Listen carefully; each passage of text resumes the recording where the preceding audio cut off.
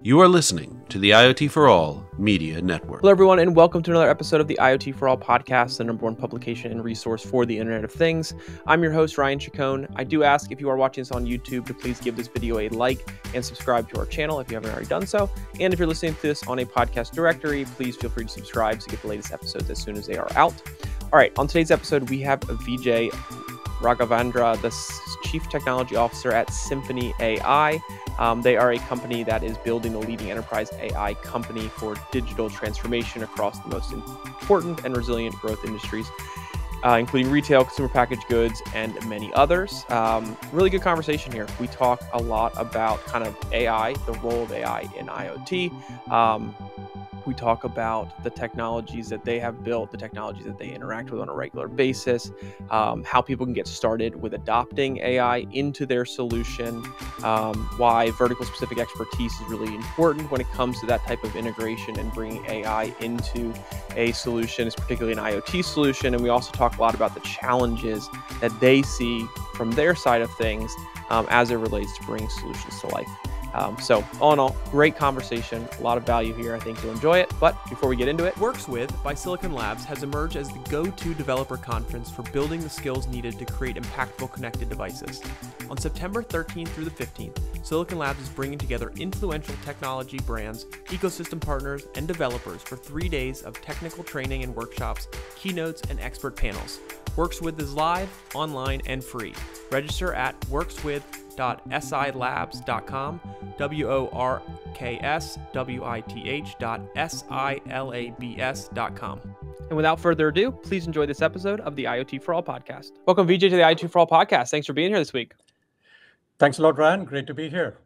Absolutely. Very excited about this conversation. I want to kick it off by having you give a quick introduction about yourself to our audience, if you wouldn't mind. Great.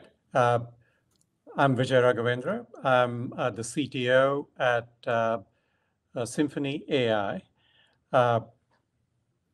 I came to SymphonyAI about 7 months ago as the CTO, and prior to Symphony, I was the CTO at an industrial technology company called Acuity Brands. Acuity, in addition to being one of the largest industrial tech player with lighting and lighting controls, also has connected devices play for building management, for location management systems as well. And I spent some time working with Acuity to build those capabilities out. And prior to Acuity, I spent about 7 years at Walmart, leading various parts of engineering and product at Walmart. And I came to Walmart through an acquisition of a company where I was a co-founder and CTO that I sold. My co-founders and I sold to Walmart. Fantastic. Yeah, very extensive background and experience. Sounds like a pretty fun journey to get to where you are now. It's been, yeah. So let me ask you this. So let's talk about SymphonyAI real quick. Tell our audience a little bit about the company, what the focus is, the role you all play in IoT, that kind of thing. Yeah, so SymphonyAI is an enterprise AI company. And our focus is to apply AI and machine learning to solve problems in various verticals that we play in, from retail to financial crime to industrial, to media, IT services, and federal. So the focus for us is to enable our customers in each of these verticals to really transform what their businesses and solve real problems through the application of AI and machine learning. All of the work that we do is grounded in our AI platform that we call Eureka. We not only support all of the capabilities that you would expect from any of the AI platforms, but we also have some unique capabilities around technology that we built, specific algorithms such as topological data analysis, and specifically for each of these verticals, one of our critical ways in which we add value or we bring value to our customers is through the deep vertical expertise and our pre-trained models and capabilities that we have across these different verticals.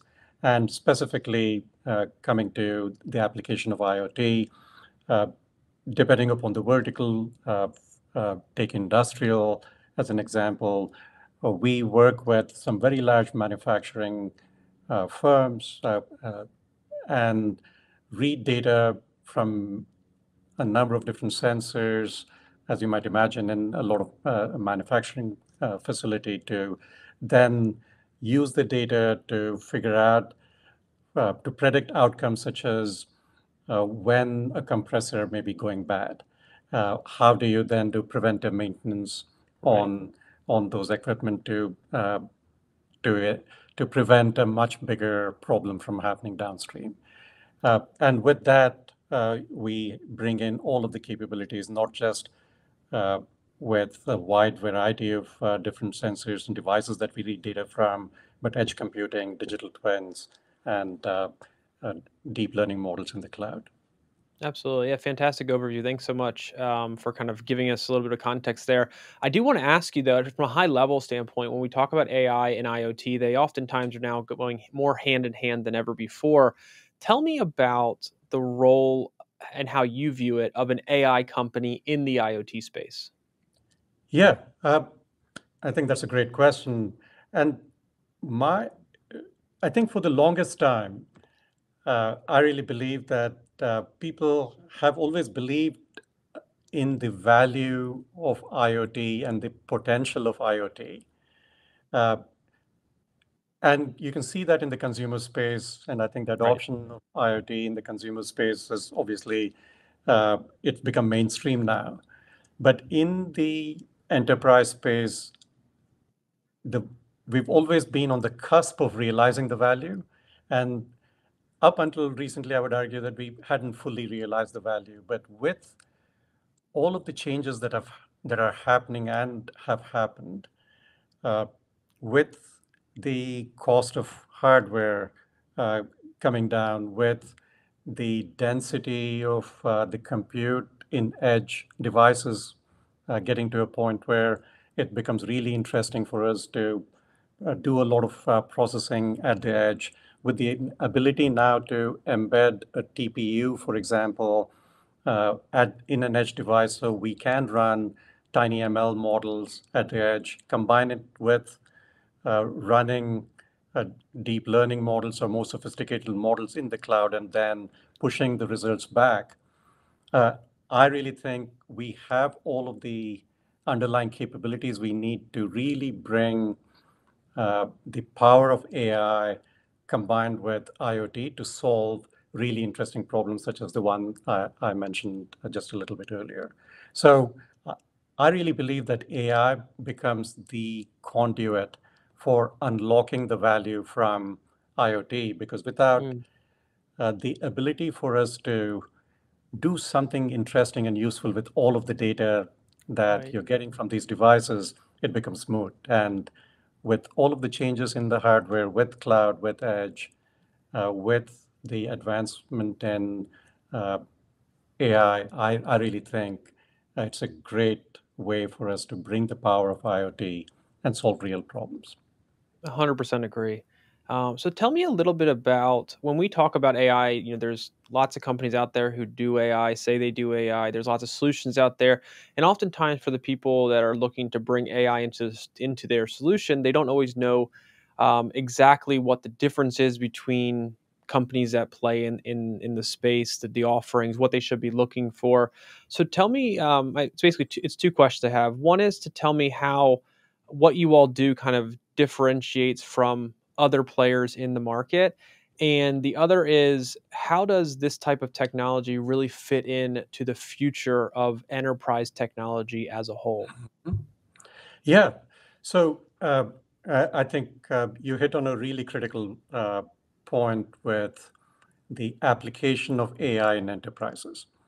Uh, I think there are a number of studies that show that 80+% of all AI projects or AI projects in enterprises that are trying to adopt AI fail. And they fail for a number of different reasons, uh, starting with uh, really a lack of understanding of these specific type of problems they're trying to solve for which AI and ML are a really good fit, not having the right data or data culture, uh, and not having the right maybe mindset or changes in the processes that they need to do to really take advantage of this technology. So I can keep going, but the fact is that a lot of enterprises struggle today with the application of this really interesting part of technology to solve problems. So how do we, or where do we play, and how do we help our customers really get past this critical challenge?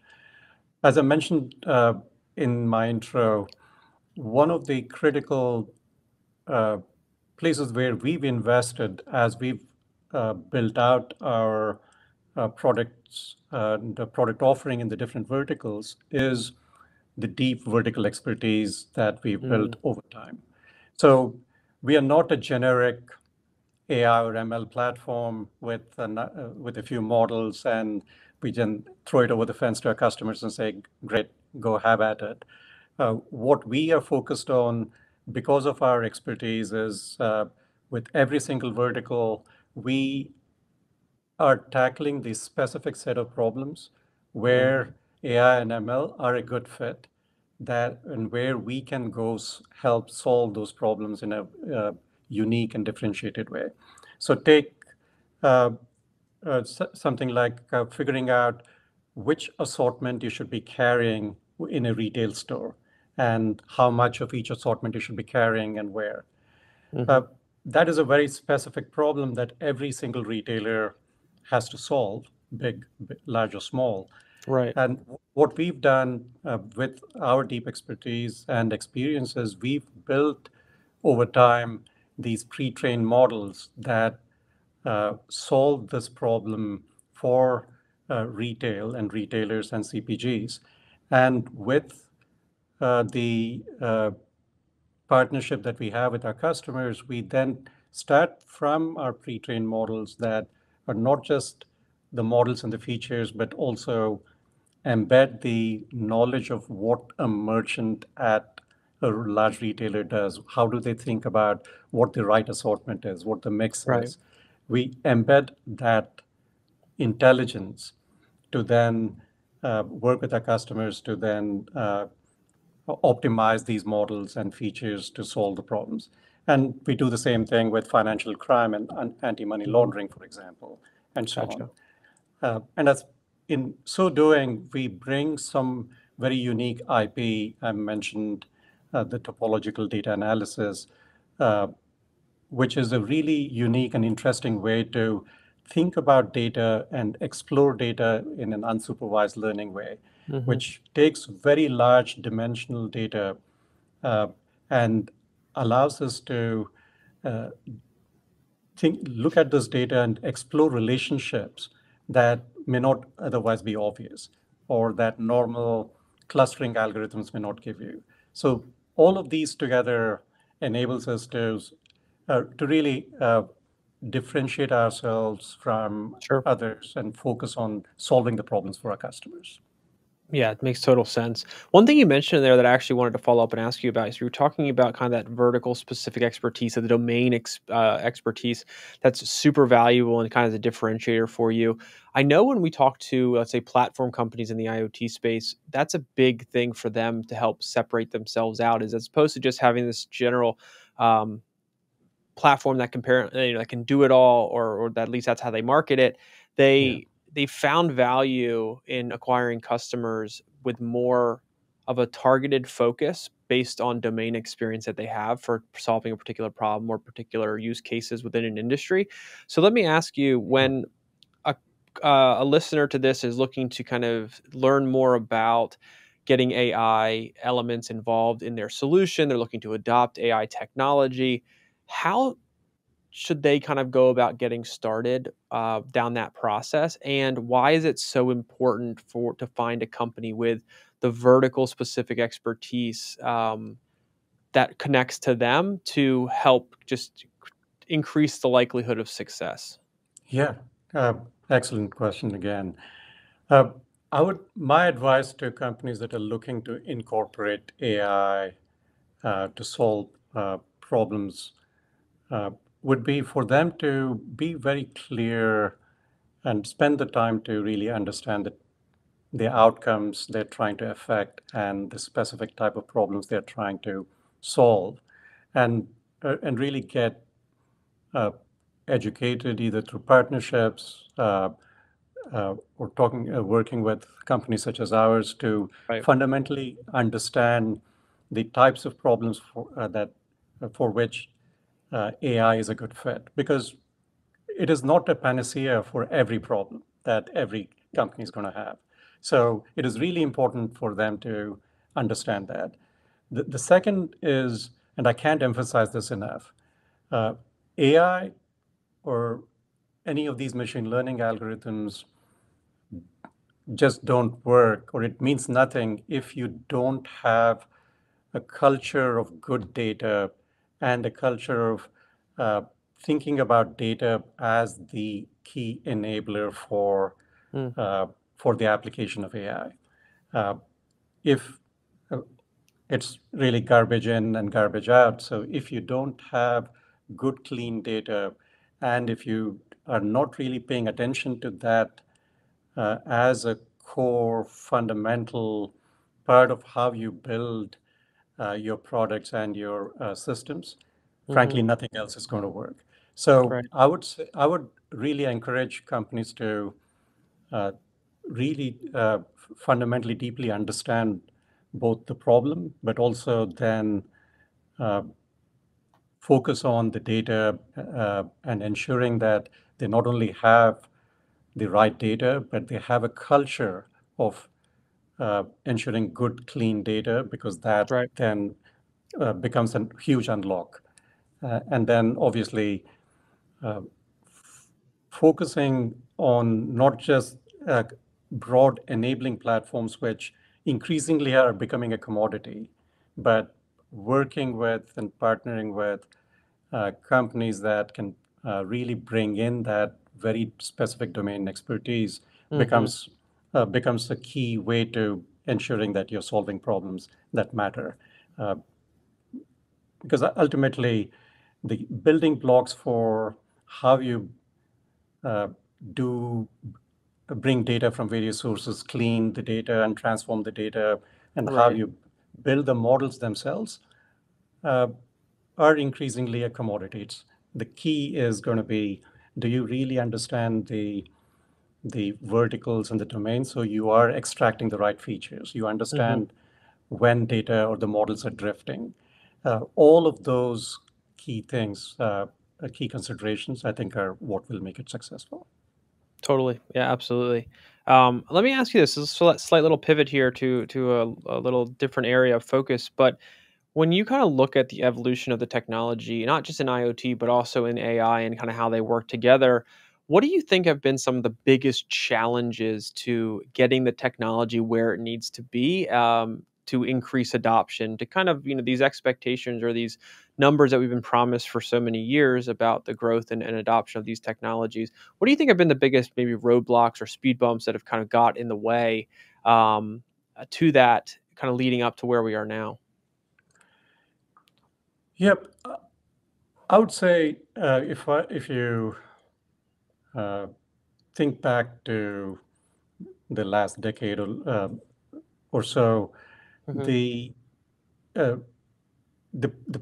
as I mentioned at a little while back, I think the promise, whether it is with IoT or even broadly with enterprises, has always been there, but the uh, but the adoption, and more importantly, the success from the adoption of this technology hasn't quite kept up with the expectations, Right. and and the reasons are I think, again, a fundamental maybe lack of understanding of how this technology works.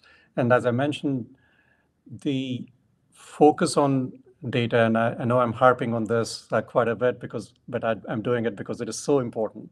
I think companies in general have underestimated the importance of having a good data, but more importantly, having a culture of good data that Sure. is inherent in the company. Right. And when you don't have that, it becomes very difficult to realize the value, certainly at scale. So I would say that is maybe one of the biggest fundamental challenges that I've seen. Uh, the second is, I think, as we've evolved, especially in the last 5 to 7 years, the capabilities that we now have, from whether it is from cloud frameworks to other open source frameworks, uh, to a number of Python libraries, to transformer models that are now available, uh, has fundamentally changed the game to the Sure. point you don't need a PhD in math and stats and computer science to start building and realizing value. So I think the technology has also evolved really rapidly in the last several years. That makes it much more interesting, much more tractable uh, problem to solve. And uh, let's face it, the last and the biggest problem is always going to be for us to find good talent uh, at scale. And data science and ML talent is probably one of the hardest talent for us to find. Right. And uh, and that's where the ability for us to be able to leverage a lot of these open source models, for a citizen data scientist, for example, to be able to Sure. use a lot of these models and features to solve business problems without needing a team of data scientists. I think all of these together will help unlock the value Yeah. faster. Totally agree. I mean, there's new technologies every day, right? BLE, wideband, ultra wideband, edge Yep. computing's becoming more powerful, the cloud, all very big enablers of what we're kind of talking about. How do you think Yep. the cost element factors into the kind of adoption? I mean, obviously, costs seem to be going down across the board for IoT components, whether it's connectivity, the hardware, the software, you name it. How do you think that, combined with the evolution and growth of the technology aspect, is playing a Yeah. role and influencing the, the future growth of what we're trying to build? Yeah. I think cost, especially with IoT in the enterprise, is going to be a big factor. Uh, uh, it, Interestingly, some of the work that I did at my previous company, and I was just having a conversation with one of the companies that was using ultra wideband to Hmm. do location tracking, for example. Uh,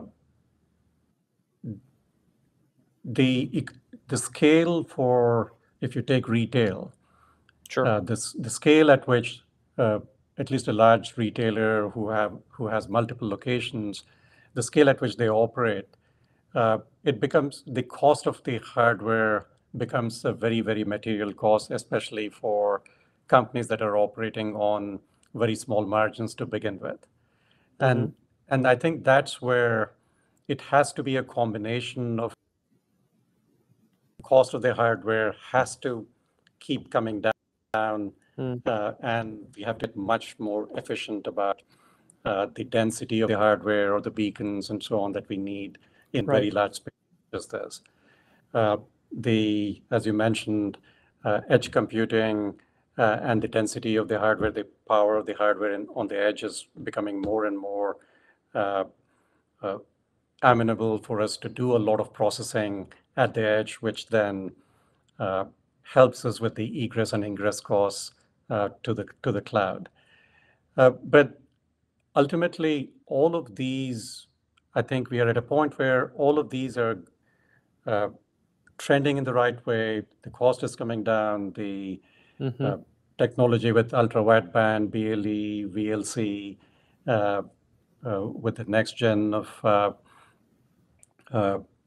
what is coming with 5G for the enterprise are all, I think, driving efficiencies and enabling, are becoming great enablers for applications that we can solve. And ultimately, if the applications that we can build on all of these technologies doesn't deliver enough value to justify the value, then clearly it's going to fail as it should.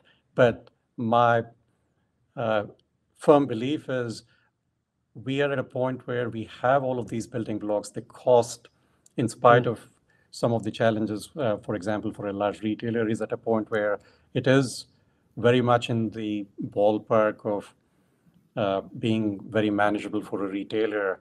Right. And the value that they can get from it, I think, is uh, justifiable and will only get better from now on. And then you can apply the same analogy to various verticals as well. Totally agree. Totally agree. Yeah, it's all very good points. I mean, the growth and the new technologies coming out is a huge part. The cost going down is a big enabler. Um, the just advancements across the board and everything going on, the more use cases, the more successful deployments, the more domain expertise that we talked about earlier, like just the more available that knowledge and information is and technology is for people, the more options they have to build the right solution for their particular use case. So as we wrap up here, I wanted to ask, kind of looking forward from where we are now, coming out of Symphony AI and kind of what you all have going on. What's the big next step? Like what should we be on the lookout for, paying attention to coming out of your guys' side of things? Yeah, so one of the interesting places that we are uh, uh, focused on is as you think about the vertical specific expertise and solving problems in different verticals, especially with AI and in conjunction with the use of IoT and other devices.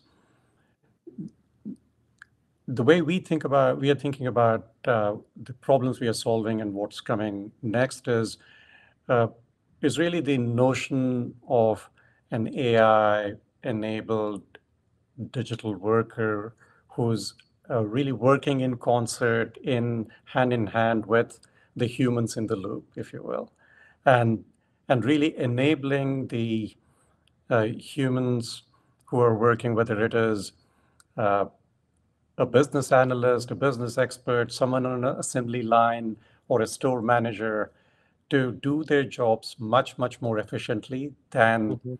they can today with what are maybe basic analytics or even some basic AI enabled applications. Uh, so, so that's where we believe we are going to see the real mainstream, not just adoption, but a step function uh, increase in the value that this technology can really drive Right. in with the application, which brings together IoT uh, and all of the ecosystem around it with edge and the cloud, with uh, AI and ML, with the vertical expertise, uh, really bringing all of those together in a way that really augments and helps the humans in a fundamental way, which makes it in a seamless fundamental way, I think is the unlock. Couldn't agree more. Yeah, it's very exciting stuff. What you all have going on over at the company is very fascinating from the research that I've done. I hope our audience takes some time to kind of look into what you have going on. For our audience out there who does have questions, may want to follow up, learn a bit more, what's the best way that they can do that? So our website, symphonyai.com, is a great resource. There are links there. Uh, there's a lot of really great content for the problems we are solving in each of the verticals. And there are links there for anyone who wants to ping us with any question as well. So that would be a great place for us to, for any of the listeners to ping us. Fantastic. Well, thanks so much for your time. Really appreciate it. We don't have the opportunity to talk a lot about AI lately, so I really appreciate you taking the time to do that. I think our audience is getting a ton of value out of this conversation. So thanks again, and we'd hopefully love to have you back, other members of your team back, to continue this discussion and talk more about how AI and IoT really work together to take things forward. Great. Appreciate the opportunity, Ryan. It was great to talk to you. Thanks. Thank you. All right, everyone. Thanks again for watching that episode of the IoT For All podcast. If you enjoyed the episode, please click the thumbs up button, subscribe to our channel, and be sure to hit the bell notification so you get the latest episodes as soon as they become available.